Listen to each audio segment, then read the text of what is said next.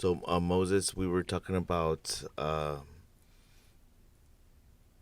Vietnam, and you ended up going back years later. I remember hearing the story. Hey, man, I'm gonna go back to Vietnam, and yeah, I think I want to back up a little go bit. for it. Um, like, for instance,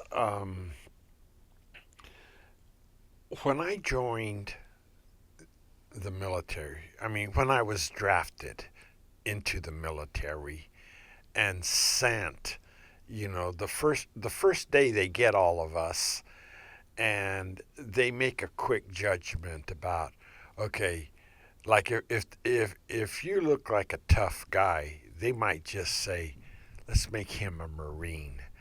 He's going to have harder training, you know. And so they could look at people and kind of maybe figure out where they're going to fit in. But this is what I want to say. These are some things that I did not appreciate because I think, and I don't know, I may have realized it, but I may not have formed an opinion that I would share publicly. Yeah. But I felt that the military made me a racist. And like in particular, I don't necessarily mean like racist against black people or something, but Well, the, I mean, you were going. Are you talking about like the people you were fighting against? yeah, Okay. the Vietnamese, and they were just generally referred to as. I I just wanted mean, to I say mean, that. another kind of way is Yeah. that's the N word, Yeah. for Right. them. Right. The people who just, I am not going to say that word, Yeah. um, you know, and it's like I didn't talk that way, but that was the way the military talked. Yeah. Now it wasn't written down in the military books, and people weren't, but that was the human element coming into being,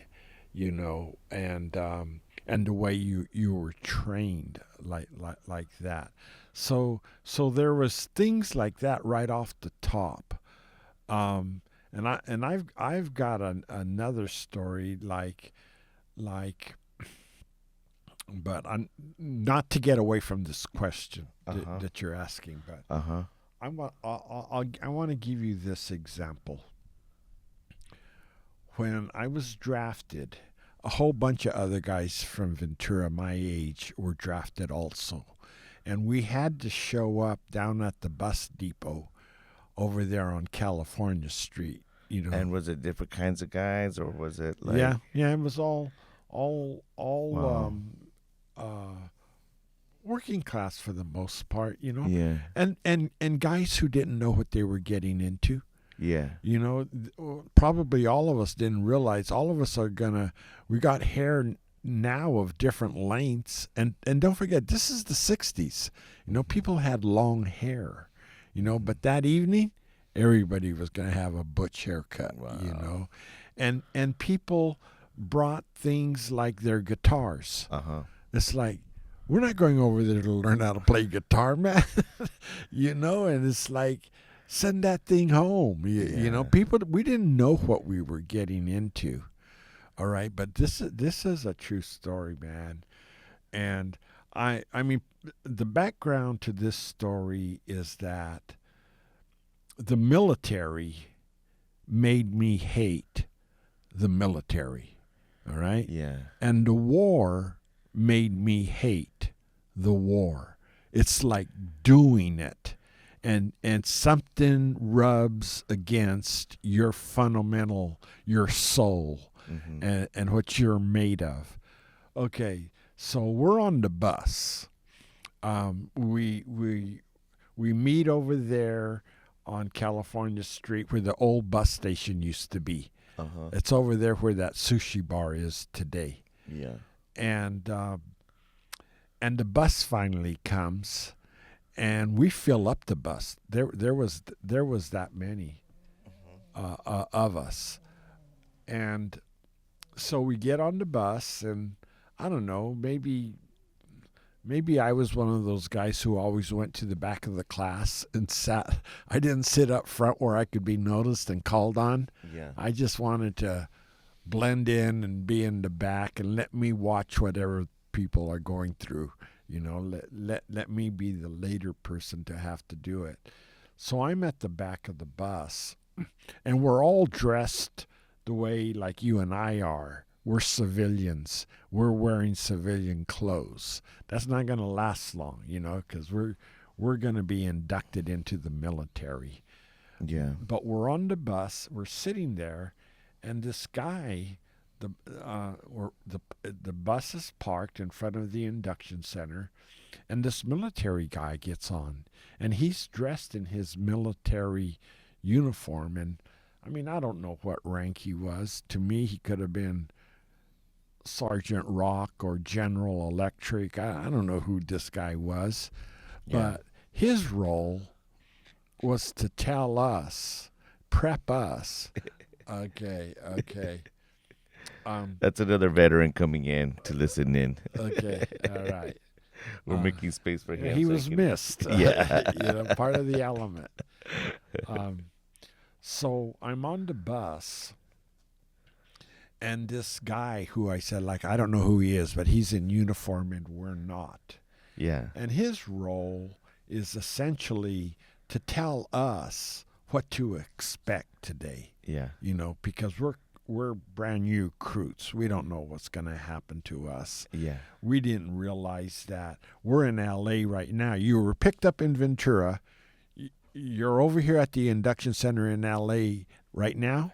Yeah. But in a few hours, you're going to be on a bus going to Fort Ord, California. Isn't that crazy? Yeah, and so that's what this guy is there to say. Okay, what we're gonna do is we're gonna go to L.A. You're gonna be given, like like an inspection, like to look at you, to look at like, are you missing fingers or toes? Yeah. Is anything wrong with you? Right. And they're gonna do their initial look at you. Checking the merchandise. Yeah, there it is. And so the guy is essentially telling us what to expect. Uh-huh. Okay, so this is what he says. When he's done, he knows that we're all going to get off the bus and follow him into the induction center. And he talks to us, and then he says, oh, by the way, there are some war protesters out there. A couple of war protesters. And he says, like, well, I'm in uniform, so Yeah. I can't do anything about this. Mm-hmm. But you're not. And he says, so on your way in, if you want to head, that's what he says, And I hear this, Uh-huh. right? There's some war protesters. What does that even mean? Yeah. So, like I say, I'm at the back of the bus, and everybody's going off. And when I come down off the steps of the bus, who I see is two people. There's two of them. Uh-huh. There's a man and a woman, and the guy is about our age, Yeah. and he's in a wheelchair, and he's missing legs, and he's not saying nothing. He's just got a sign that says, my legs were blown off. I think it started with, I'm 18, and my legs were blown off.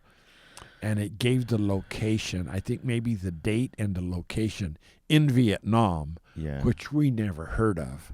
Yeah. This is where I lost my legs.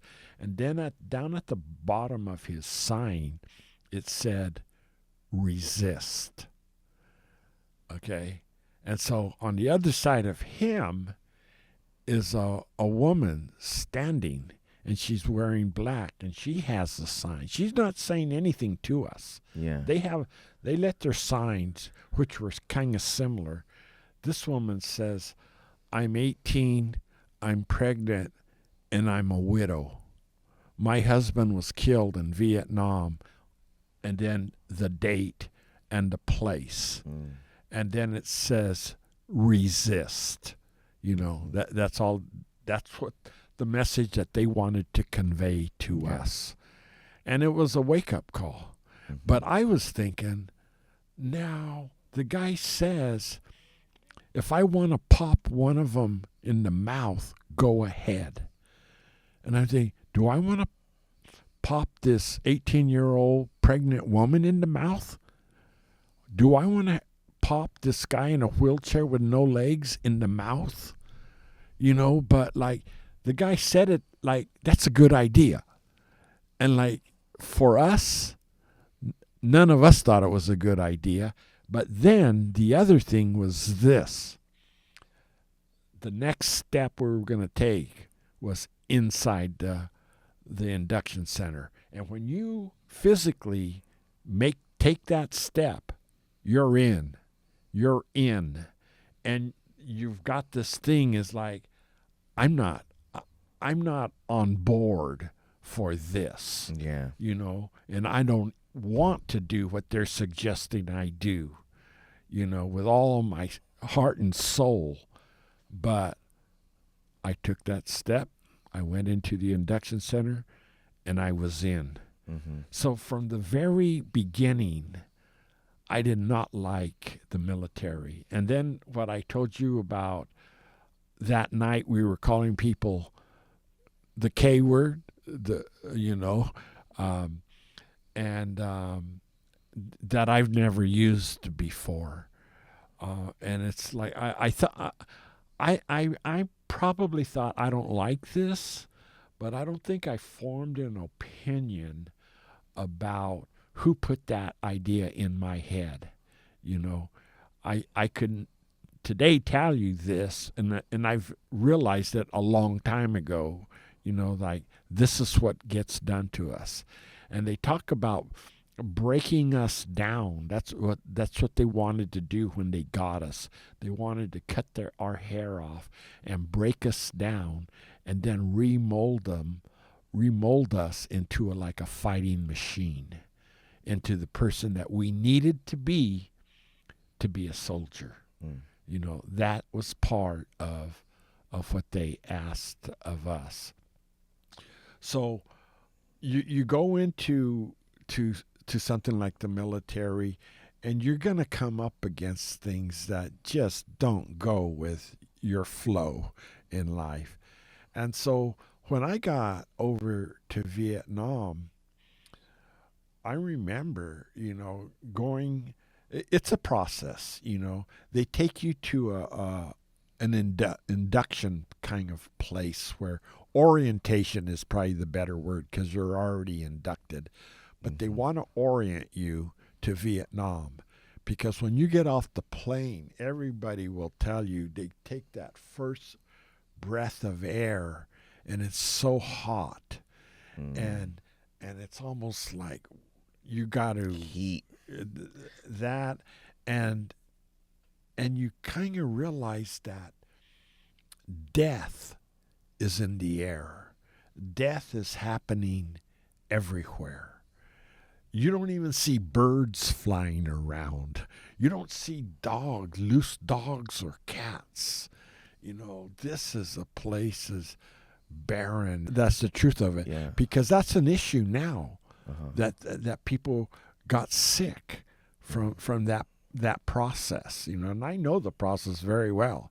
That was my job, and so by the time I got to Vietnam, I remember. Okay, so you get to Vietnam, they process you in, they give you uniforms, they figure out, or maybe they already had a good idea of where you were going to go, or what type of work you were going to do. Like, for instance, if you're going to be an infantryman or an artilleryman, or you're going to be a truck driver, or you're going to be a cook. They needed all of these jobs. They even needed clerks for the officers and stuff.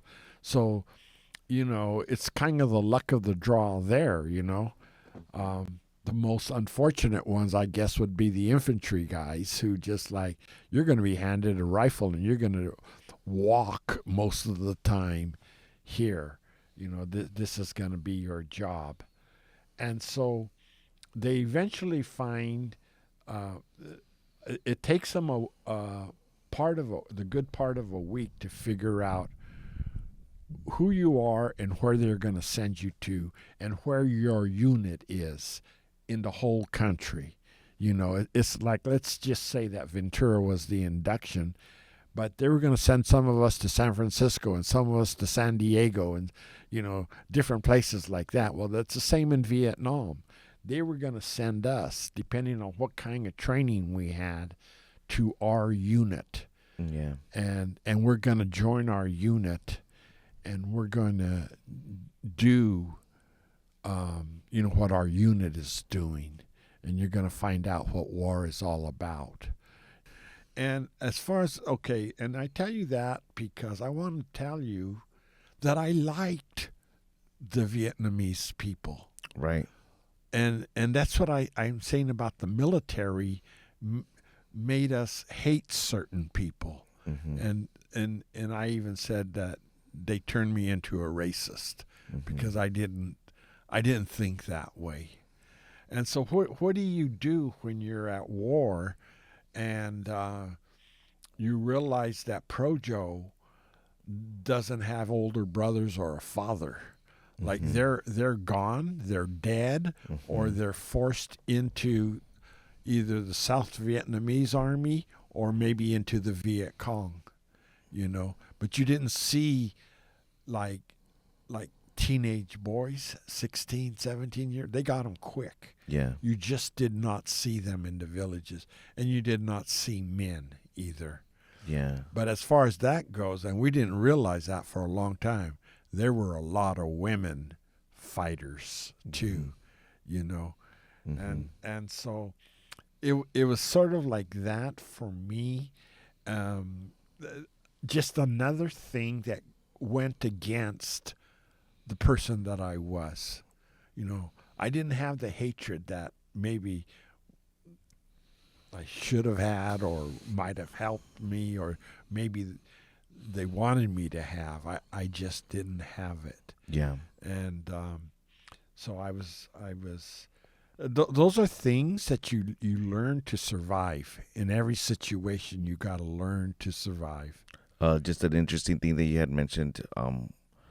They used to drive a tank, and they would clean it for you. Yeah, that was interesting. That was pretty. Yeah, it was an armored personnel carrier, and it was.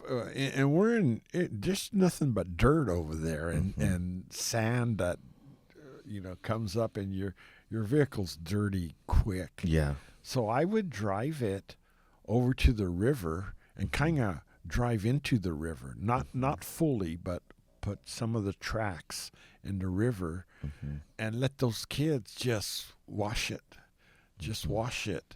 And I would give them candy or something. I was always about giving them something that the military was giving us. They were giving us packs of cigarettes, and I didn't smoke. What am I going to do with these cigarettes?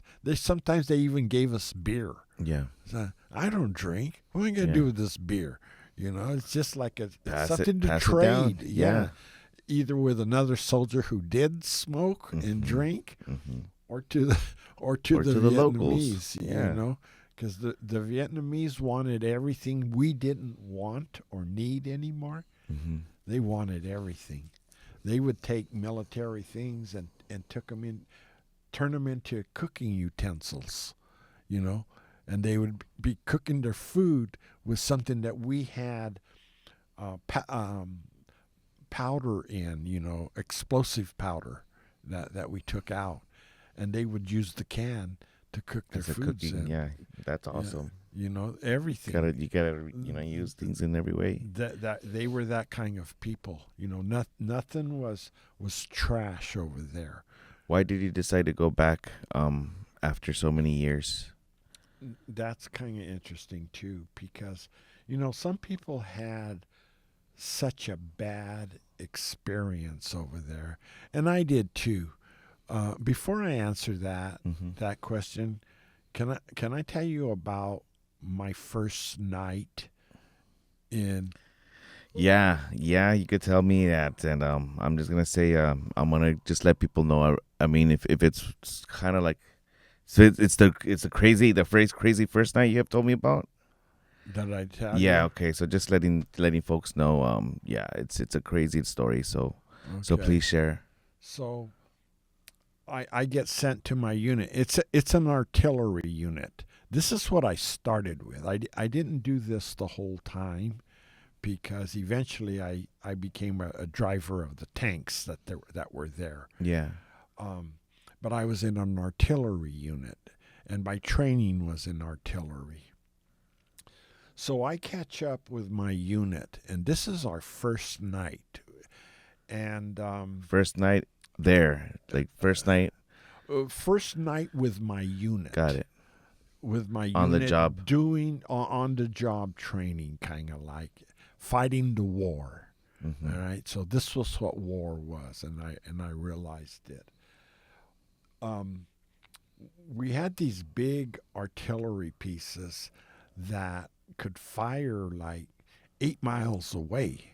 You know, some of the wars fought with a rifle where they're right on you, right there, and some of them you just bomb them from 8 miles away, based on military intelligence, which we always thought was that's a contradiction in terms. Mm. And but anyway, the military intelligence tells us that there's a unit of the enemy, the Viet Cong or the NVA, the North Vietnamese Army, Mm-hmm. are out there in this area. Mm-hmm. And so tonight at 9 o'clock, let's bomb that area. And then let's bomb it again at 11. And then let's bomb it again at 2 in the morning. So that's what we would do. We would bomb an area, we'd sleep if you can, get up in a couple hours, bomb it again, all through the night.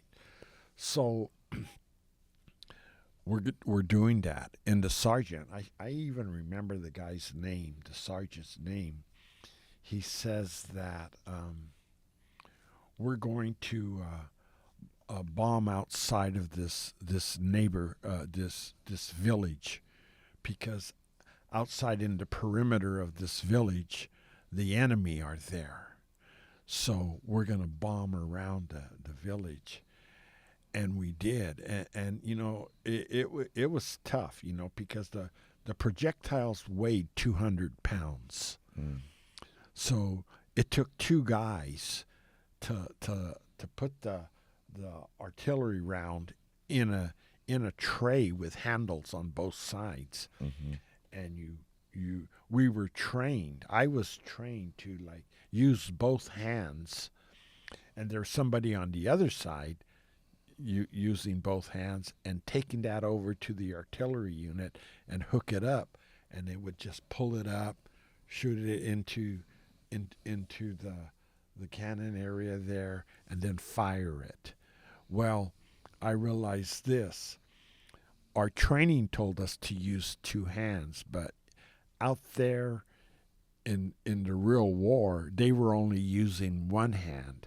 So I grabbed that artillery piece with two hands, and the guy on the other side just used one hand. Oh no. And I was realizing I got to do what he's doing, Yeah. because otherwise I'm slowing him down. Mm-hmm. I'm slowing the whole unit down. Mm-hmm. I got to do things the way they do it, not the way I was trained. And so these 200-pound artillery pieces were just, when it shoots out the barrel, Mm-hmm. it's loud, man, and you can't be too close to the barrel, or there's a term, artillery ears. You know, your Mm-hmm. ears are damaged Mm-hmm. from and at 200 pounds you're sweating and it's loud and you know what it's doing when it lands. It's like the people, the victims, they're not found. People are blown to smithereens. Smithereens. There's nothing to find. Yeah. You know, I mean, if you're lucky, you might find an arm or leg somewhere. But for the most part, if it lands close, they're blown to smithereens. And so you go through that, and let's just say you fire 20 to 40 rounds, and then it's over real quick. And I did that, and this was about 11 o'clock at night, and all the other guys went back to the hooch to sleep for a couple of hours because in 2 hours they're going to get up and do it again. But I mean, it had drained me so much, that experience, that I was sweating and just I was spent, you know. And I'm thinking, how can these guys go to bed Mm-hmm. and dream, after we did this? And I need to cool off. One thing, I'm sweating Mm-hmm. at midnight. And so I decided I'm not going to bed. I'm just going to cool off out here and think about what's happening here. Mm-hmm. And so the sergeant, the guy I told you, I remember his name to this day. He goes off to headquarters, and he comes back about an hour later, and I'm still out there cooling off. And he sees me. So he gives me a report that the other guys are asleep and not hearing it. And he comes up to me and he says, "You know that village we were protecting?"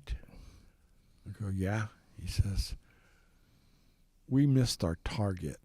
We hit the village. There is no village anymore, and there are no people in that village." And I'm thinking, my first night in combat, and we hit the wrong target. And as a result of that, a village doesn't exist anymore.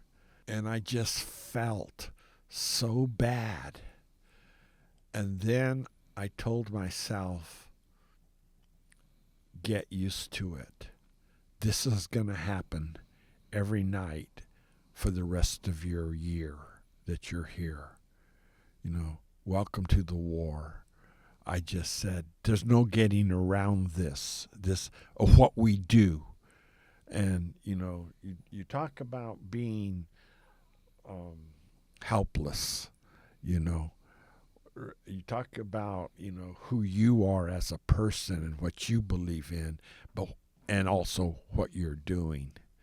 So I wanted to say that. Was there a part of the question? No, I think it's important that you mentioned that, because it was like, definitely, when veterans come back from war, they have a lot of trauma.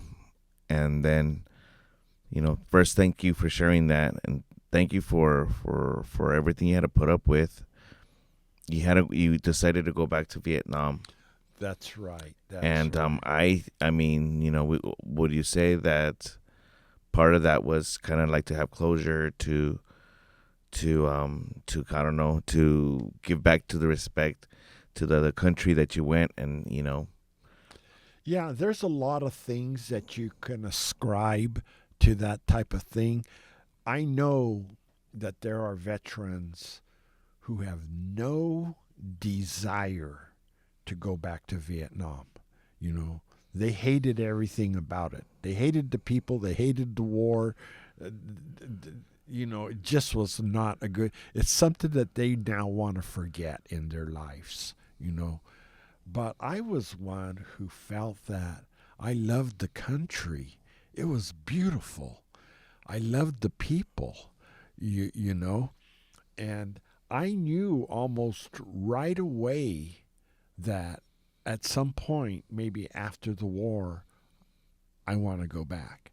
And I also knew that there were other guys who had no desire, wouldn't even think about it, you know. And I tried to go back a couple of times, and I had heard somebody told me that there was this group that was going, and we could see if we could get you, hooked up to go with them, like free, for free, because it costs money. And I said, yeah, yeah. But then I got to know what they were, and they were a group of Christian missionaries. Missionaries. And they were going to go into every village that they went to and try to convert people over to Christianity. And I'm thinking, I don't want to do that. I don't want to do that. So I didn't go. And then there was another group that seemed more forward thinking and more progressive minded. And then I was told that they lost the funding. So there was initially funding to send us, but then the funding dried up and we couldn't go. And then eventually there was a group. There was a group that was going, but we pretty much had to pay our own way. And I was working, and for 3M in Camarillo. I had worked there for like, I don't know how long, 30 years.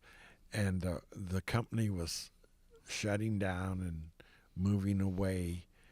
And I remember turning off my computer for the last time. And I said, and I knew that I don't have another job to go to right now.